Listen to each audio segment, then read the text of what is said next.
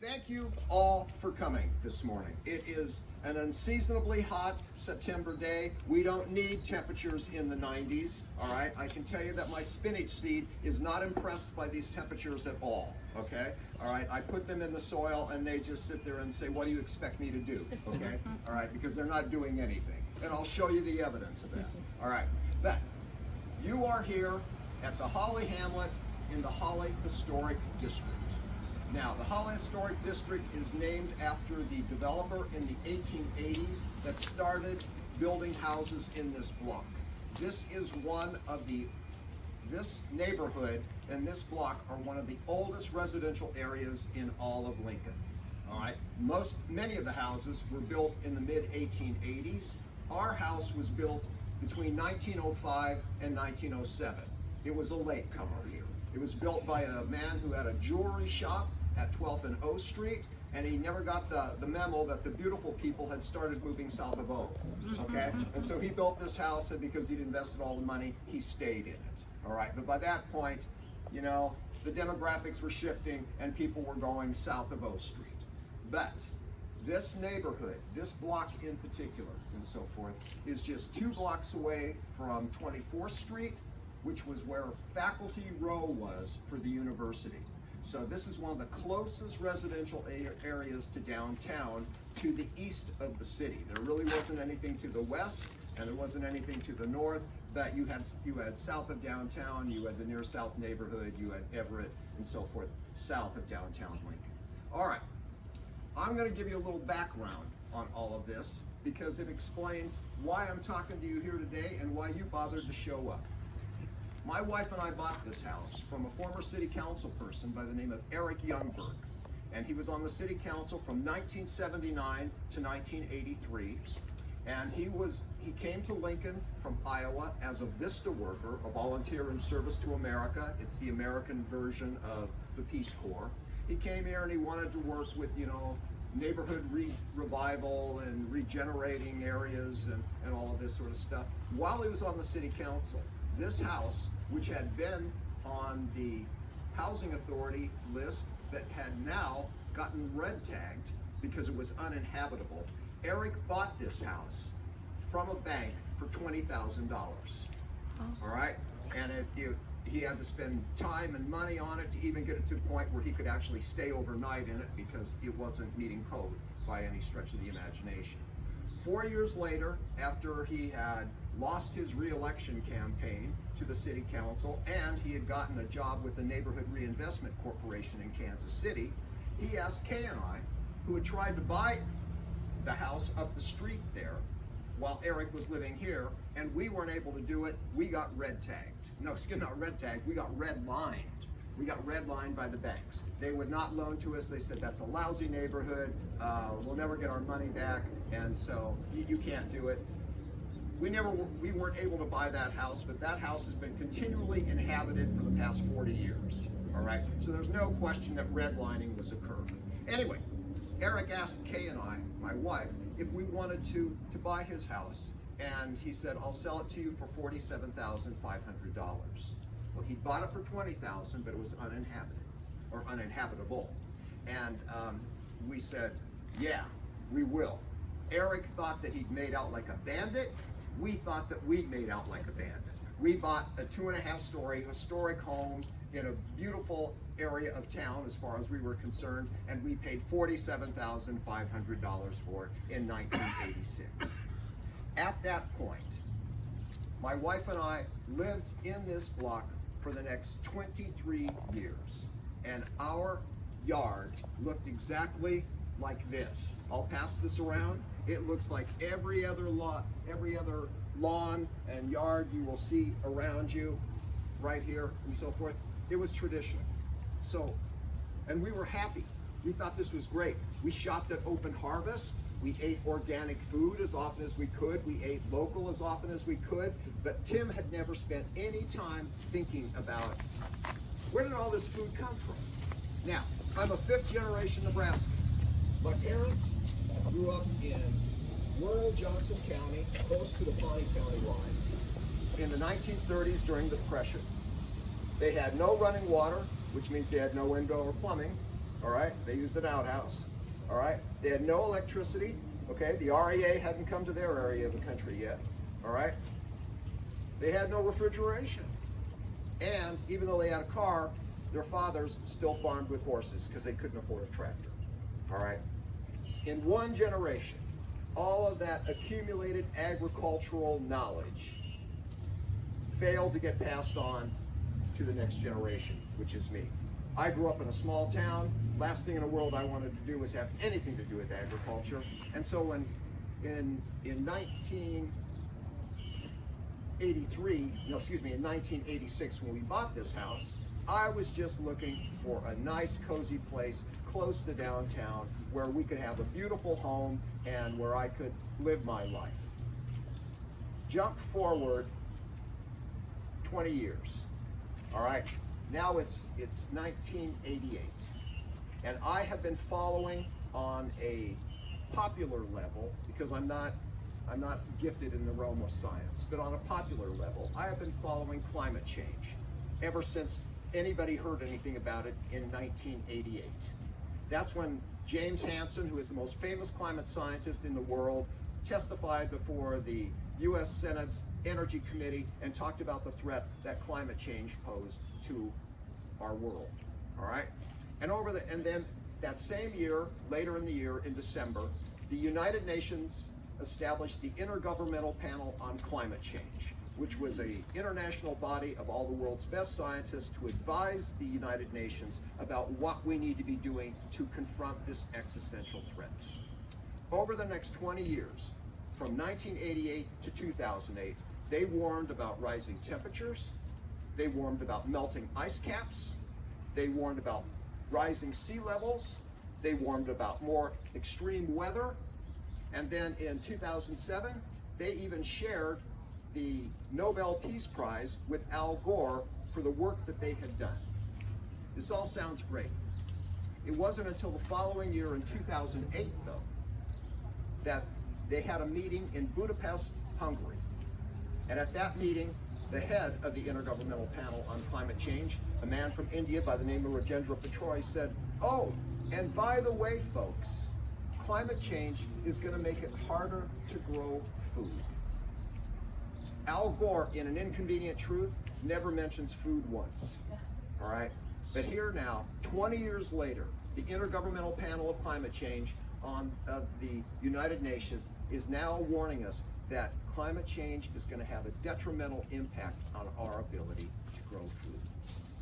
Suddenly, Tim Rinne, who had lived here for 23 years, there was no edible thing to eat in this entire lot, okay? Nothing but ornamentals. I had a grass lawn, and I had the only garden in the entire block. And it was a little 10 by 10 foot patch that I had grown Roma tomatoes in religiously for 23 straight years, which means that after 23 years, I wasn't growing any tomatoes. And my father, who had been an organic gardener as well as a farm kid, all right, my father said, "Son, those are the spindliest looking tomato plants I've ever seen in my entire life," okay? All right? And I couldn't have told you why, because I wasn't interested in any of this stuff. But now when they were suddenly talking about the potential threat that climate change represented to life on Earth as we know it, and maybe to my ability to get a regular meal, I was suddenly interested. And I was wondering what this all might mean. And so I looked around in my yard and I thought, I don't think there's anything here that I can eat, including Roma tomatoes, right? What do we do? And at that point, I realized that in terms of production, the city environment is a food desert. I'm expanding the definition of a food desert. We talk about if you're more than a mile away from a grocery store, you're in a food desert. I'm talking that on a production level, the entire urban environment is a food desert because we don't grow food here. For the first half of Nebraska's history, up through World War II, everybody was connected to agriculture in the city, whether they wanted to be or not. There were market gardens everywhere.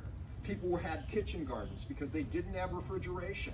They had to preserve whatever food they raised because otherwise they weren't even going to get stewed tomatoes in the wintertime.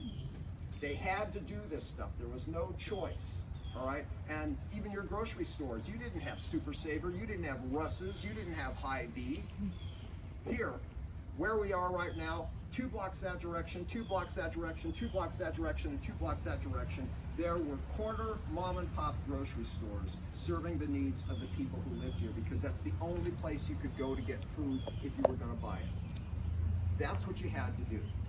In 25 years, between the end of World War II and 1969, the entire world in the first world, okay, as opposed to the third world, but in Europe, in the United States, in some parts of Asia and so forth, in that time period, we had moved to a global food system. And the U.S. Department of Defense commissioned a study about what would happen in the event of a nuclear attack. What would that impact have on our food supply? And at that point, they reported that the average bite of food in America by 1969 was traveling 1,348 miles to get to our mouths. In 25 years, we had gone from a local food system to a global food system where everything we ate had to travel 1,500 miles to get to where we were at. That's a dangerous way to live if you want to get fed all the time. Nobody is proposing that we throw out the economic agricultural system that we have right now. That's not what we're talking about. But we had better have some sort of backup plan, some sort of plan B. And COVID demonstrated that.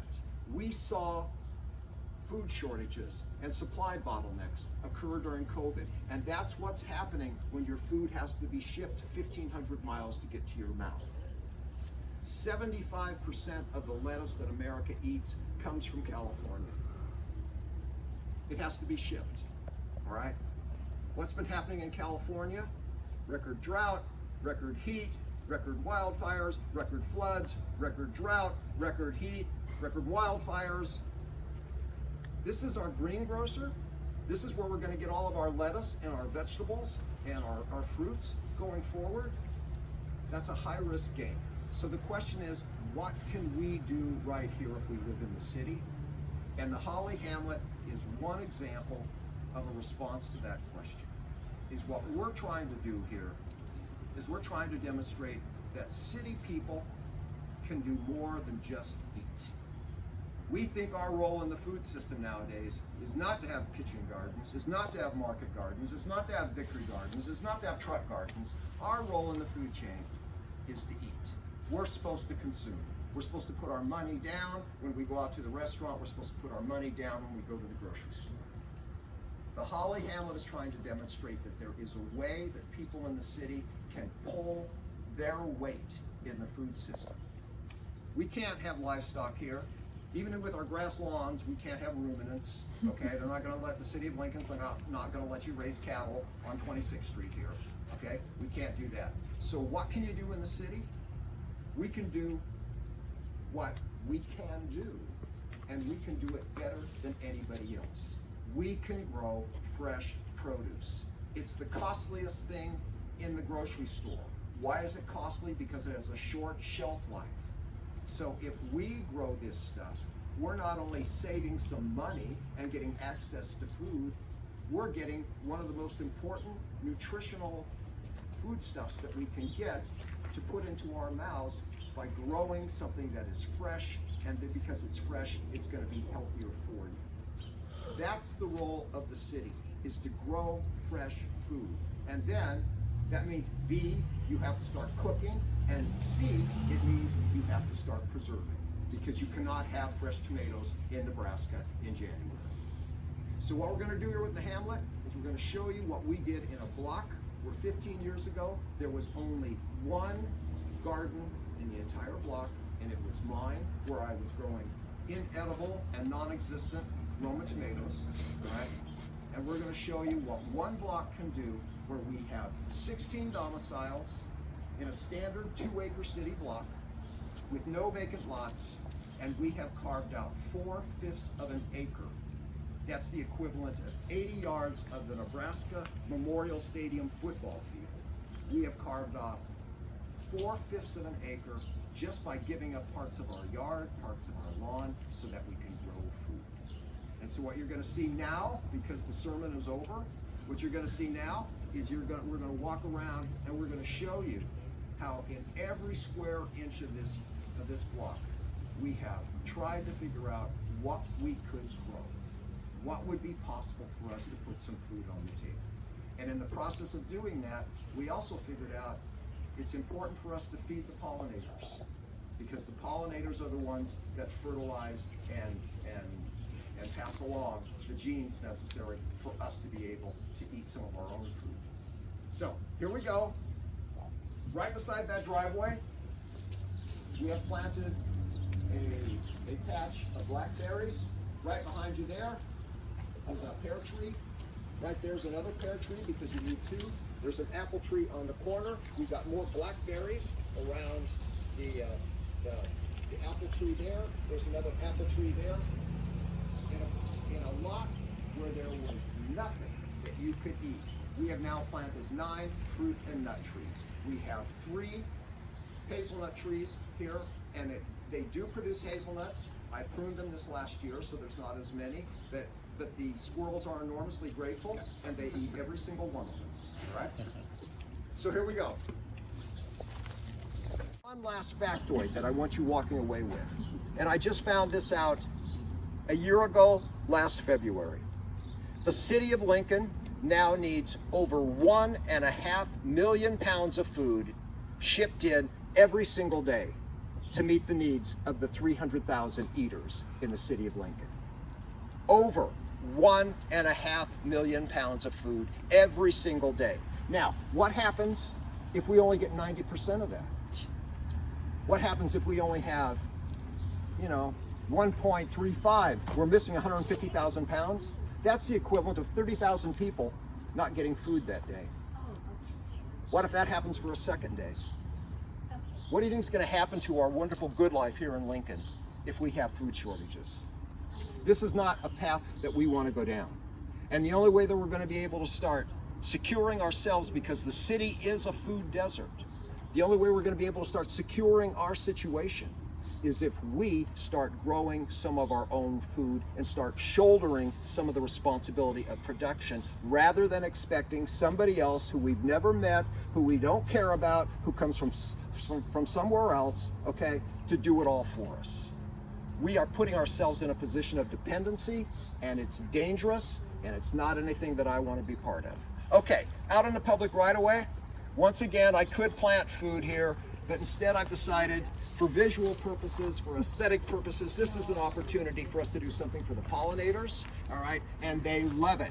We had a monarch watcher, somebody who works with the statewide Arboretum, stopped by here the other day, and they've been counting monarchs, doing their part, and they said, we're losing half of the monarch population this year, okay? Of the entire population, it's down by half. And she said, in the 15 minutes I've been in the hamlet, I have seen more monarchs than I have seen all season.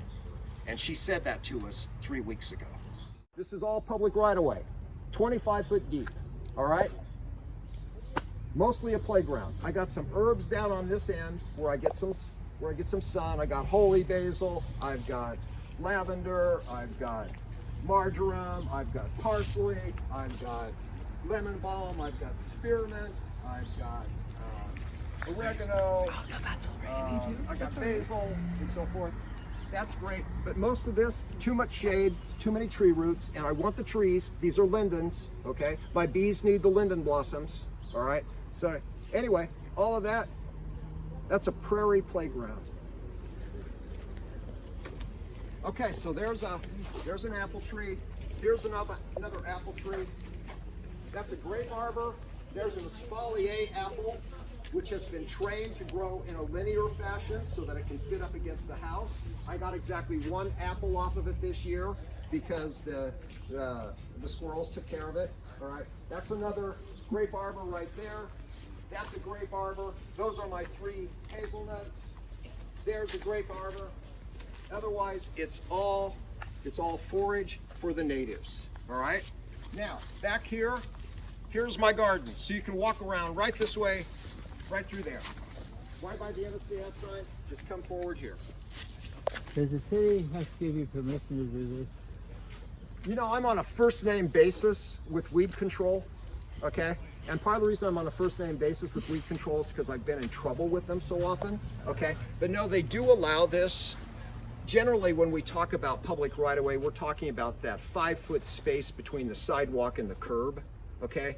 This is an old neighborhood, so this is a 25-foot deep public right-of-way. And so I tell the city, I said, you can't ask me, living as I do in this old neighborhood, to, you know, give up, you know, another 20 feet here, okay? It's not gonna be blocking anybody's, you know, visuals as they're driving and all this. They don't want anything over 30 inches out here, okay? Please keep your measuring tapes in your pocket, okay? Because you will find that I am not heeding the letter of the law on this, but I'm keeping it mostly down, okay? And the pollinators are counting on us, okay? And they're so happy with what we're doing, okay? So how can I tell them no, all right? So we go back and forth and we dicker, but it's a friendly dickering, okay? All right, in the backyard here. So out of all of this, with all of the shade that I've got, all the fruit trees that I've planted, this is my garden area. There's about 500 square feet back here. We garden all in beds, okay? And why do we garden in beds? It's because if you garden in beds, you can keep track of what plant you are growing there. So nobody ever walks on our garden beds, all right? What happens is they're all 4 feet wide, and this one is in the shape of a U. It's called a keyhole bed. And by the way, simply by making me walk around like this to get inside here, okay? By doing that, I have added 12 square feet of garden space, all right? 12 times 3, that's right, my pathways are 3 feet, my beds are 4. What you do is you get down and you garden 2 feet in from here, and then you get up. And this is good exercise, okay? All right. And you do the same thing over here, and you never step on your soil, okay? Which I think is something Tom would approve of, okay? All right. And so this soil has actually also been treated with biochar, all right?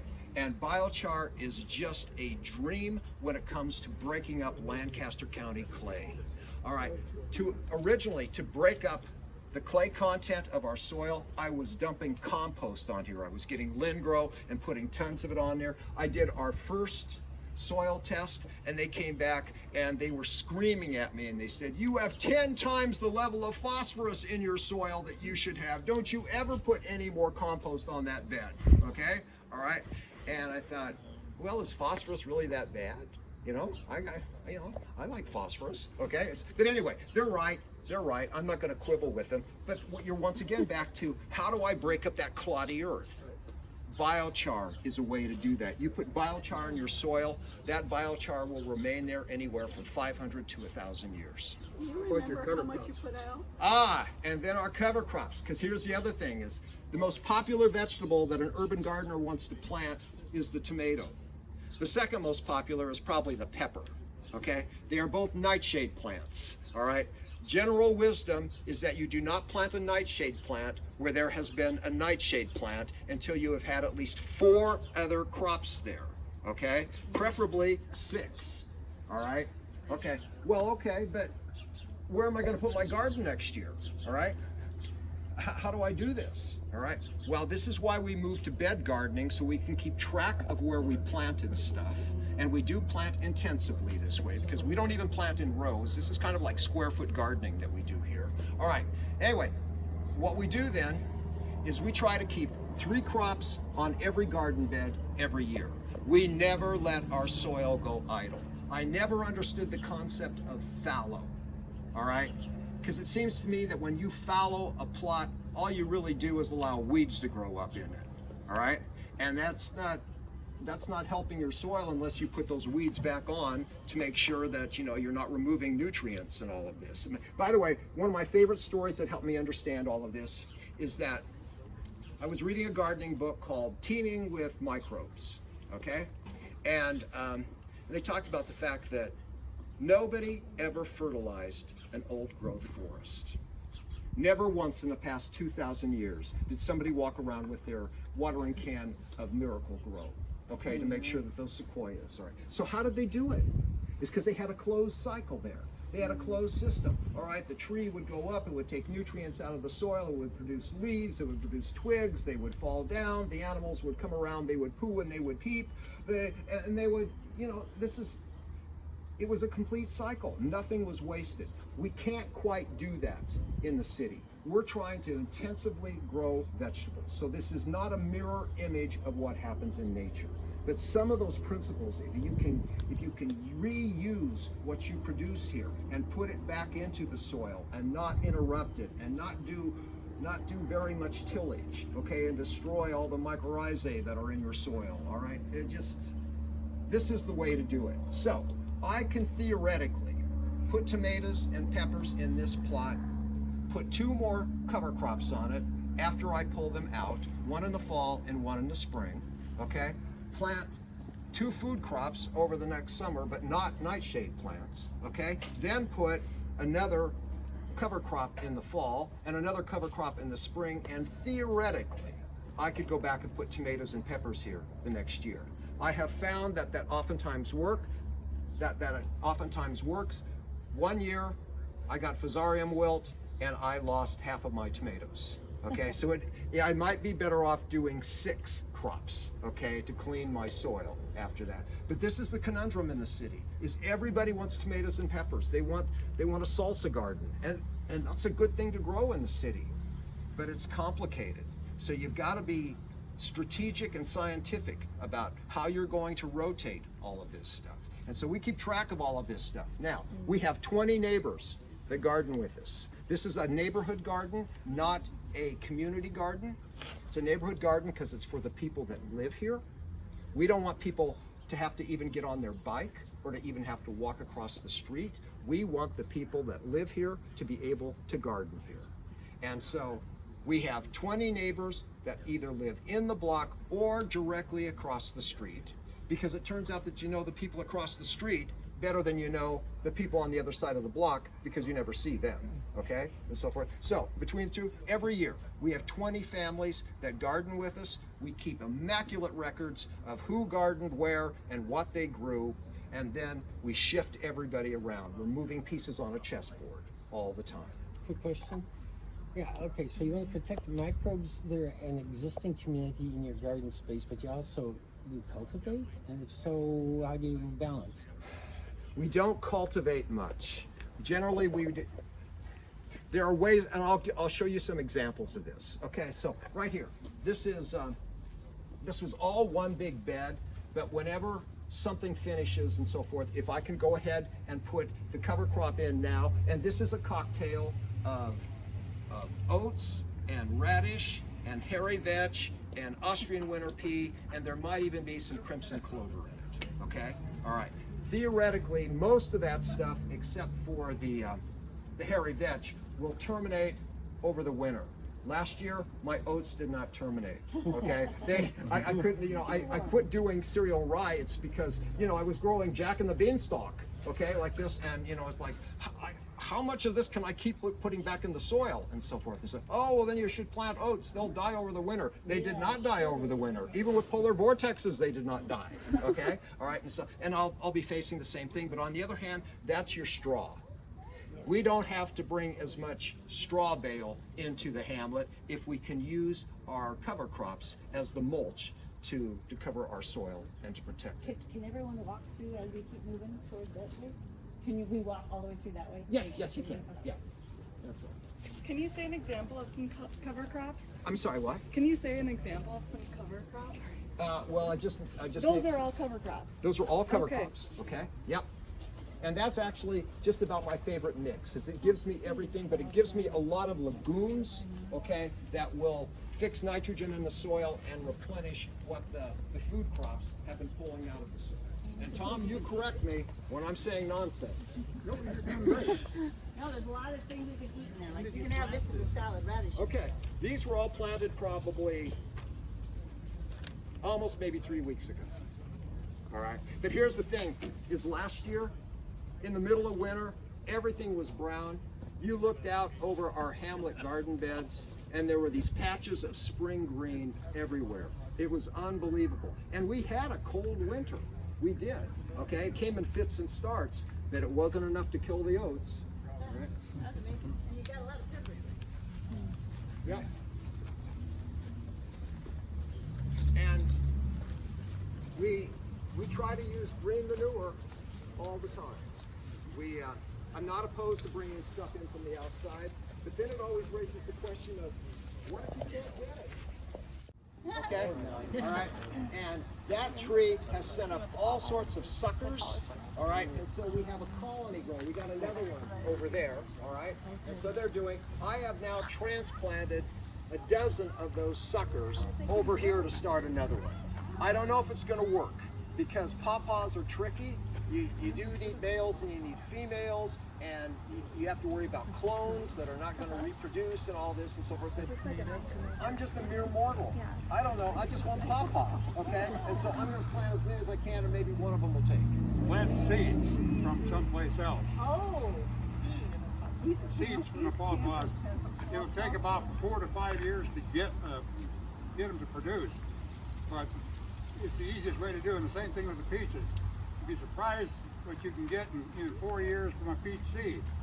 And like you said, they're going to die in 5 years. If you're planting one each year, You'll have fish. I know I'm going to lose some trees, but when they do come in, it's worth it. There's nothing like a ripe peach off the tree, and this year we had one tree that just had a dozen. So I made sure each of my great-grandchildren in the area came and got it, and then I showed them how to plant the seed. You just put a plastic tuber on it, right? So if it grows up, nothing will eat it. Nope. So I put wire in the winter. Okay. In the winter, but not plastic. Yeah, not plastic. Yeah, Right. wire works. I don't disagree with a single thing Tom said, and trust him, not me. That I will tell you that it's hard to get a pawpaw to sprout from seed. I have tried. I have tried. I continue to try. Okay, anything I can. But I'll tell you what, pawpaws are they're unbelievable. It's the only tropical fruit that grows in Nebraska and not in very much of Nebraska. And they're astonishing. I couldn't live without them. Okay, anyway, what I want to tell you is that over the years, my wife and I ended up buying the blue house, the red house, and then we bought the lot that those 3 houses are going up there. That is an affordable housing project that we are doing in collaboration with NeighborWorks Lincoln. So NeighborWorks Lincoln bought the land that each of those houses stands on from Kay and I for $10,000. We've been working with them for 4 years, and it took that long that's to pay us back for all the taxes and broken water pipes and all sorts of stuff that we had to do. Okay, all right. But then Kay and I retained that corridor in the middle, which is a courtyard, so nobody in that single lot has a yard, but there are 3 detached dwellings, and everybody has access to garden space.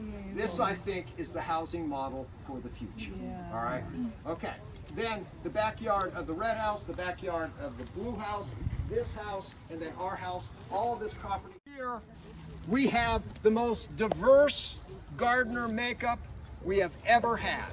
Not only do we have all sorts of white Americans, all right, we have a family from Nepal, we have 2 families from Liberia, we have 2 families from Sudan, we have a family from China, we have a family from Guatemala, and a family from Iraq, okay? And I'll tell you, this is where Tim learned about Molokai, all right, which I think is oftentimes called Egyptian spinach. It's a member of the jute family. Is that right, Tom?